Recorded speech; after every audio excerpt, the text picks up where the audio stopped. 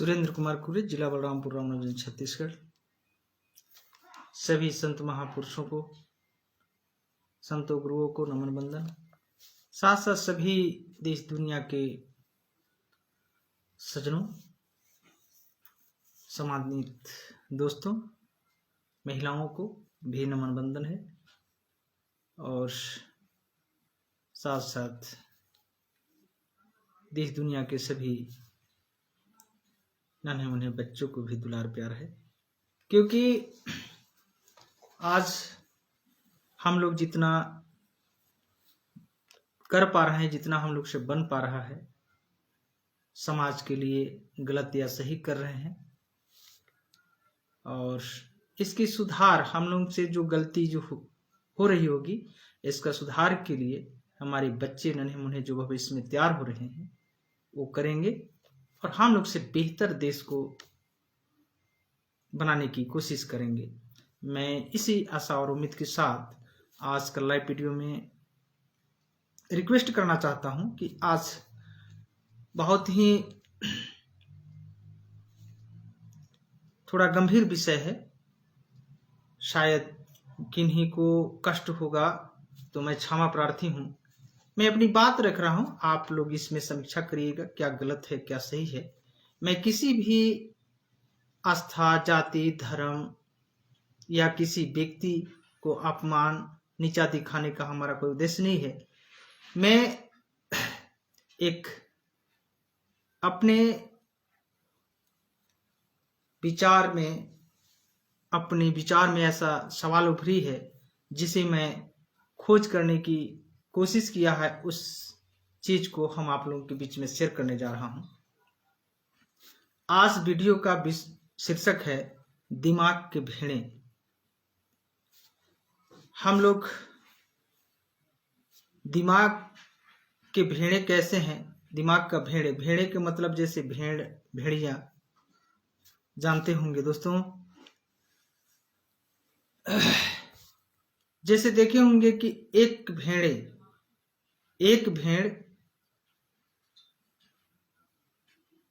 झुंड से आगे चलता है और पीछे से सारे भेड़ जो है उसी के पीछे चल देते हैं।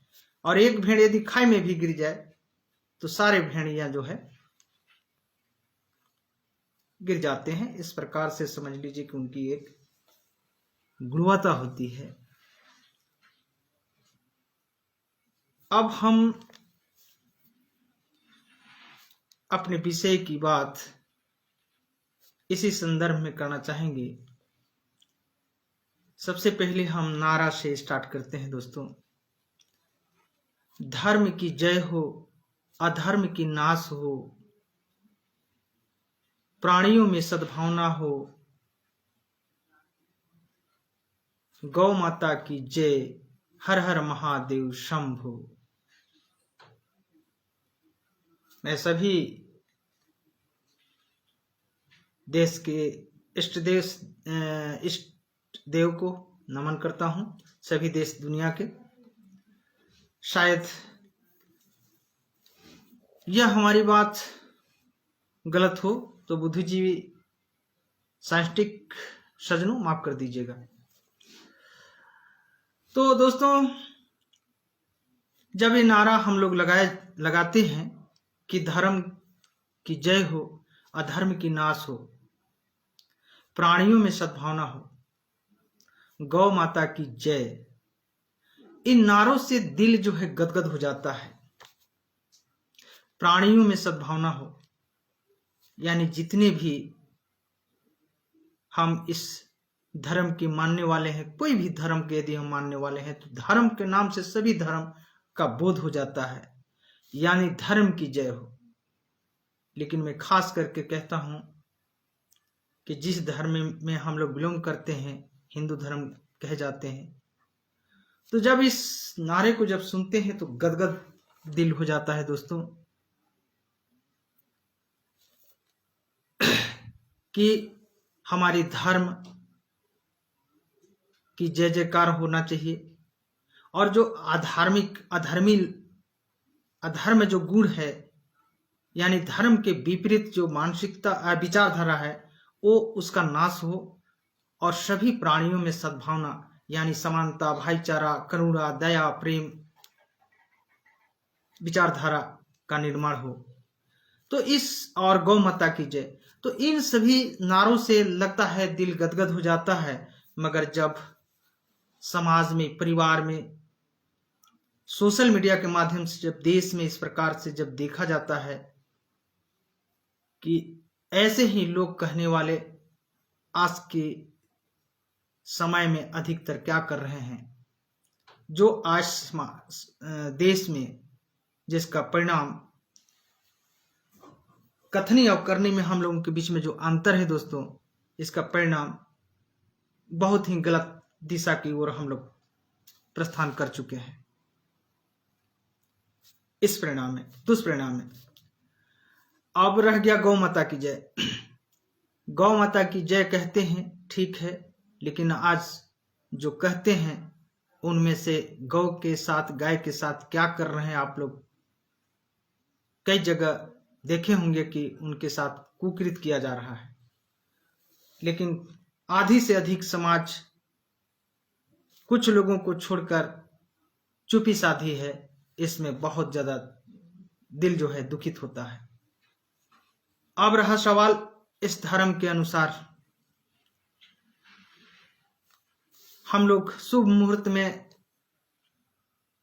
शादी करते हैं और नंगा बाबा जो होते हैं उन्हें ज्ञानी समझकर उनकी पूजा करते हैं। खुलेआम गुप्तांगों की पूजा होती है।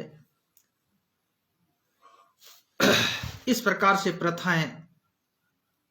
प्रथाओं को हम लोग पालन करते हैं। इसके अंदर में क्या कमियां हैं, इसको ढूंढना, विचार करना हम सभी को जरूरी है। किसी धर्म व आस्था का विरोध करना नहीं चाहिए, बल्कि उसमें जो सद्गुण है उसको स्वीकार करना चाहिए, अमल करना चाहिए जीवन में, उसे अच्छाई को लेकर चलना चाहिए। लेकिन मन, कर्म, वचन तीनों रूप से इस प्रकार से कर्म का दोष नहीं होने को ईश्वरीय शक्ति माना जाता है। यानी किसी भी प्रकार के अप्रिय घटना होने पर लोग कहते हैं यह तो ईश्वर, भगवान या ऊपर वाला का लीला है, लिखा हुआ था। किसी भी प्रकार की प्रिय लाभ होने पर भी ईश्वरीय शक्ति माना जाता है। यानी किसी प्रकार के प्रिय या प्रिय लाभ नुकसान होने पर ईश्वरीय शक्ति मानना और अपने ही या फिर किसी सज्जनों के द्वारा हुए लाभ या किसी असामाजिक तत्वों के द्वारा हुए नुकसान को नहीं जानने की एक सबसे बड़ी समाज में दिखती है। सिर्फ ईश्वर और भगवान पर विश्वास करना ठीक है, लेकिन जो इंसान और हैवान के द्वारा जो कुकर्म और सुकर्म जो किया जाता है उस पर भी हम लोगों को जानने की बहुत जरूरी है।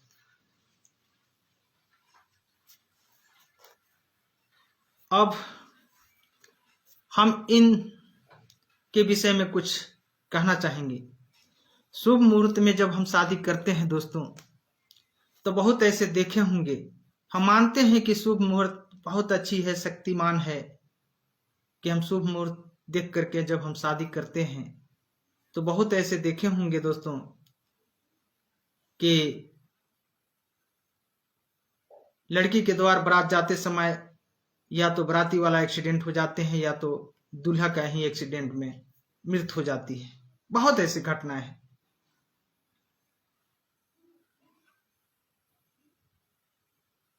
और जो ये नंगेपन की जो बात है, गुप्तांगों की पूजा है, क्या ये हमारे पढ़े लिखे समाज के बीच में ये ओपन खुलेआम इस प्रकार से करना क्या सही है? हम क्या बच्चे महिलाएं अपने माता पिता के साथ ये सामने जो ये इस प्रकार से जो खुलेआम करते हैं, क्या कैसा मानसिकता में थोड़ा सा भी एक शिक्षित समाज होने के, शिक्षित व्यक्ति होने के बाद भी क्या थोड़ा सा भी इस पर विचार करना चाहिए या नहीं करना चाहिए?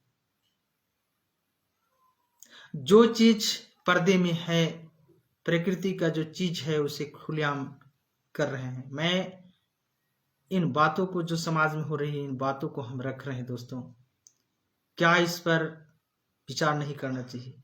यदि हम शुभ मुहूर्त में शादी करते हैं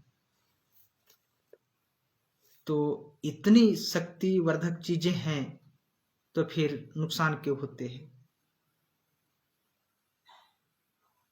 इसीलिए कहते हैं कि कर्म का दोष नहीं दिया जाता है, बल्कि ईश्वरीय लीला उनका लिखा हुआ ही माना जाता है।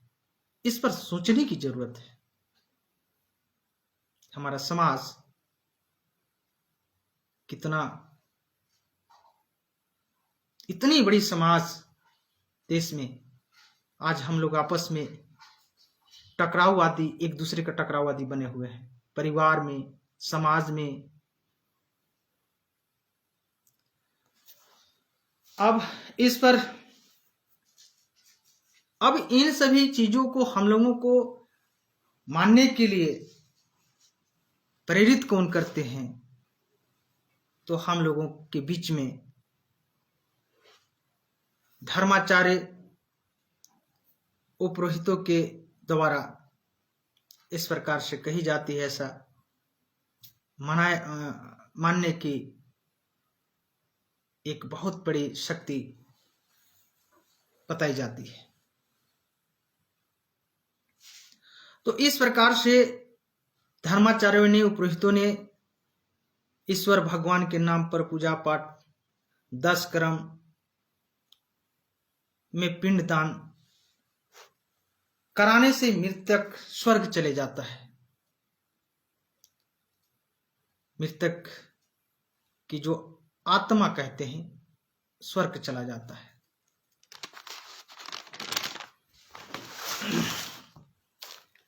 शुभ मुहूर्त में शादी करने से विवाह भी शुभ होती है और दाम्पत्य जीवन भी एक बहुत सुखमय बीतती है, ऐसा बताया जाता है। विश्व का कल्याण होता है पूजा पाठ, इन सारी चीजों से, पूजा पाठ करने से हर प्रकार के विघ्न बाधाएं, संकट आदि से मुक्ति मिलती है, शैतानों का नाश और सज्जनों की रक्षा होती है। ऐसे धर्माचार्यों, उपरोहितों ने आखिर स्वयं के लिए महंगी महंगी सिक्योरिटी क्यों लिया करते हैं?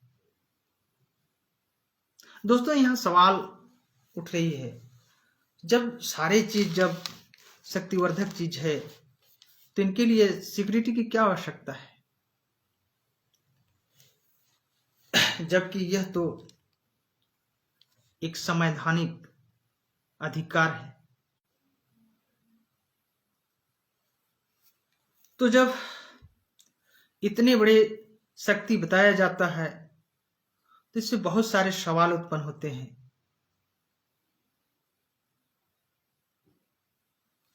कि यह संवैधानिक अधिकार को प्राप्त करके अपने आप को सुरक्षा लिया करते हैं और इस देश की समाज को बोलते हैं कि पूजा पाठ, ईश्वर देवी देवता से पूजा आराधना करने से सारे संकट हरण होती है, कल्याण होती है, शैतानों से मुक्ति मिलती है। अब इसमें जिस संविधान से उन्हें जो सुरक्षा मिलती है दोस्तों, वही संविधान की देन है कि इनका तबीयत खराब होने पर मंदिरों में क्यों नहीं अपना इलाज ठीक कर लेते हैं, तबीयत ठीक कर लेते हैं। जिन डॉक्टर भीमराव अंबेडकर साहब को ऐसे लोगों ने, बहुत ऐसे लोगों ने आज भी बाबा साहब अंबेडकर साहब की जो मूर्ति से भी नफरत किया करते हैं दोस्तों, उन्हें देशद्रोही तक भी कहा करते हैं। आज उनके अनुयायियों से भी बहुत बड़ा दुश्मनी साधे हुए हैं। इन सारी चीजों को हम इसलिए बात कर रहे हैं कि ताकि इस पर विचार करने की जरूरत है, किसी से दुश्मनी करने की जरूरत नहीं है।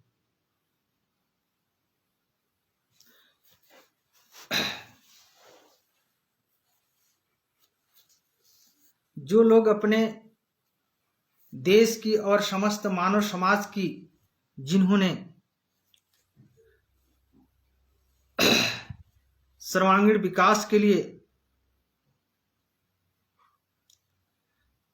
देश के हित के लिए, देश के महान कार्य के लिए, समाज के हित के लिए जिन लोगों को ऐसे श्रेष्ठ पदों पर जो बैठाया जाता है, ऐसे ही लोगों को जो है सिक्योरिटी दिया जाता है, जो संवैधानिक अधिकार है। लेकिन ये तो खुद धर्माचार्य हैं, ये तो खुद डायरेक्ट जो है ये ईश्वर से, भगवान से इनकी डायरेक्ट कनेक्शन होती है। तभी तो दोस्तों एक मृत व्यक्ति को स्वर्ग बिठा सकते हैं। जब इन्होंने स्वर्ग बिठा सकते हैं दोस्तों, तो क्या ये अपनी सुरक्षा नहीं कर सकते हैं स्वयं से? फिर देशद्रोही कहने वाले ऐसे महान विद्वान, इतने बड़े पढ़े लिखे लोगों को देशद्रोही कहा करते हैं और उन्हीं के संवैधानिक अधिकार से ये सुरक्षा प्राप्त करते हैं। इनको थोड़ा सा भी शर्म नहीं आती है ऐसे लोगों को?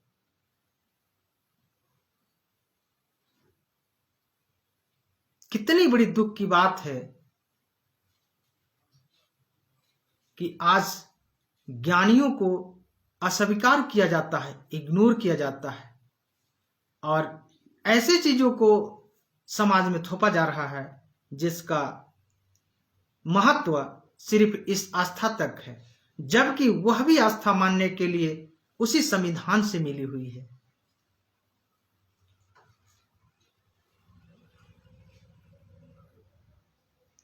दोस्तों, जब ऐसे लोग, ऐसे धर्माचार्य, ऐसे उपरोक्तों ने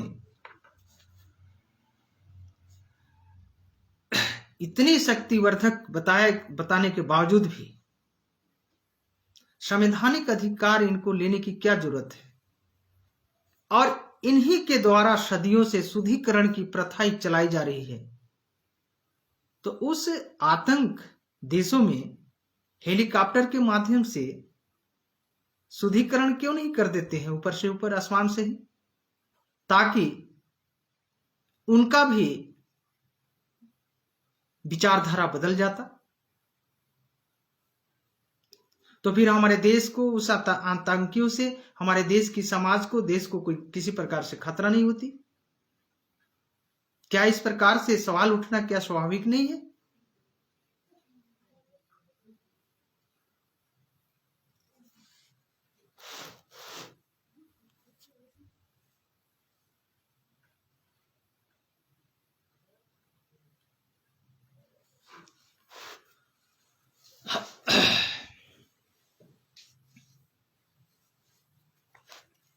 आज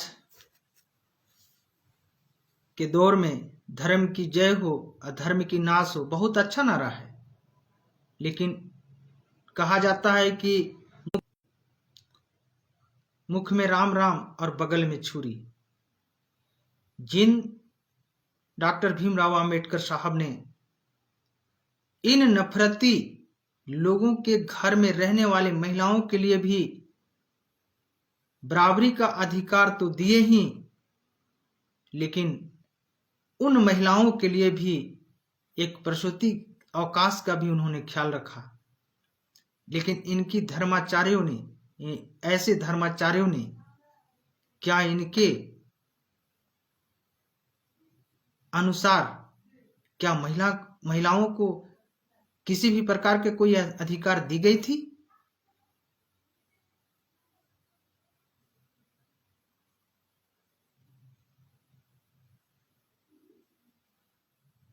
कभी नहीं। इन सभी बातों को हम लोगों को सर्च करना होगा, जानना होगा, समझना होगा, सच्चे इतिहास तक पहुंचना होगा। हम लोगों को सबको मिलकर पढ़ना होगा। दोस्तों, डॉक्टर भीमराव अंबेडकर जी के द्वारा रचित संविधान में ही, उनके ही रचित संविधान के द्वारा ही आज ऐसे नफरतियों को भी और इनके यहाँ रहने वाली महिलाओं को भी सभी अधिकार दी गई। लेकिन सबसे बड़ी बात यहाँ उठती है, सवाल उठती है दोस्तों, कि इतने बड़े शक्ति बताने वाले आज तक किसी देवी देवता या भगवान ने गरीब, लाचार, मजबूर, मंदिर में हो रहे अत्याचार महिलाओं के, लड़कियों के साथ उनको बचाने और उनकी सुरक्षा की तो बात अलग है, लेकिन किसी गरीब को आज तक एक रोटी तक भी किसी देवी देवता भगवान ने नहीं दी। क्या यह गलत बात है? आस्था मानना अपने जगह पर है, लेकिन आस्था किसी आस्था को राष्ट्र से जोड़ना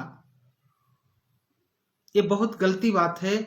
और वैसी आस्था को जोड़नी चाहिए जो समस्त समाज को, समस्त महिलाओं को, समस्त जवानों को, समस्त बॉर्डर में रहने वाले जवानों को, समस्त नवयुवकों को, समस्त बच्चियों को, समस्त नन्हे मुन्ने बच्चों को, सभी का कल्याण हो। ऐसे आस्था को मानना चाहिए। यदि आप आस्था ऐसे मान रहे हैं जो कुछ लोगों के लिए नफरती है, कुछ लोगों के लिए कट्टरपंथी आपका है विचार उसमें, तो फिर आप मानिए, उसमें कौन सी दोष है? वो तो संविधान आपको इजाजत देती है। तो दोस्तों, इस प्रकार से आज देखा जाए तो शुरू से हमने जो बात किया, शुरू से अंत तक, और इनके देवी देवताओं के घर बनाने के लिए, मंदिर यदि है तो घर ही है उनका बनाने के लिए भी संविधान इजाजत देती है। फिर भी वैसे ही महान डॉक्टर भीमराव अंबेडकर साहब को ऐसे नफरती, धर्माचार्य, जगत गुरु अपने कहे जाने वाले लोगों ने, बहुत ऐसे लोग हैं जो बाबा साहब को और जो संत महापुरुष जो जितने भी हुए, उनके सभी इस प्रकार से समता, स्वतंत्रता, बंधुता और न्याय की विचारधारा से अंदर अंदर ये जलते हैं, नफरत करते हैं, और यहां तक कि इनके अनुयायियों से भी ये नफरत करते हैं। इस चीज को हम सभी को जानना होगा, इस चीज को हम सभी को सर्च करना होगा। आज जितने भी संत महापुरुष हुए हैं, इस समाज के लिए, इस महिला के, सभी महिला के लिए, सभी समाज के लिए, सभी पुरुषों के लिए, सारे चीज के लिए, शिक्षा, संपत्ति, रोजगार, नौकरी, रहने, खाने, पहनने, ओढ़ने के लिए सारी चीज की सुविधा, संवैधानिक अधिकार दी गई। उसके बावजूद भी उनसे इतना नफरत, उनके अनुयायियों से इतना नफरत। तो इन सभी चीजों को हम सभी चीजों को यह जानना होगा। जब तक नहीं जानेंगे दोस्तों, तो इस देश में रहने के बावजूद भी एक दूसरे से टकराव आदि होते रहेगी वैचारिक रूप से।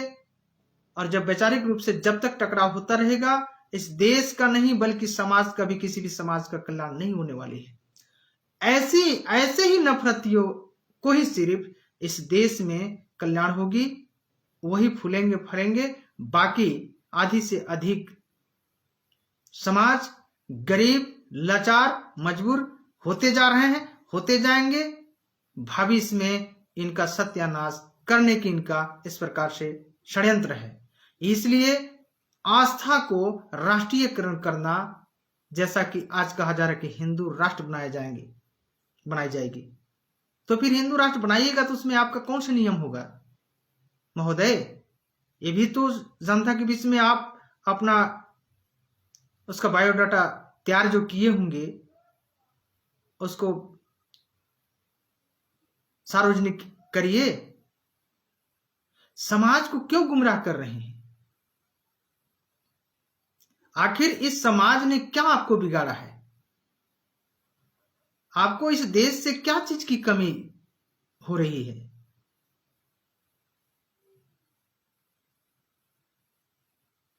आपस में इस पर सभी बैठकर हम तो निवेदन करना चाहेंगे कि जितने भी धर्माचार्य चाहे देश के नेता सभी हैं, एक जगह सामंजस्य बना करके थोड़ी देर के लिए जाति, धर्म, पार्टी, राजनीतिक, सामाजिक संगठन सब एक तरफ रख करके, थोड़ा सा बगल में रख करके, एक इंसान बन करके एक जगह आप लोग बैठकर विचार करिए कि इस देश के लिए वास्तव में किस विचारधारा की आवश्यकता है।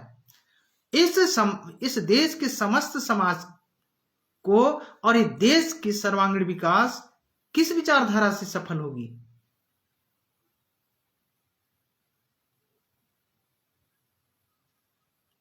हमें किसी से किसी भी प्रकार का कोई विरोधी नहीं है।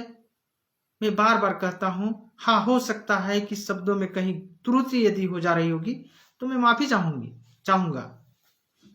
दोस्तों, आज की वीडियो में इतना ही। मैं सभी को पुनः नमस्कार, प्रणाम, जय भीम, जय समस्त समाज।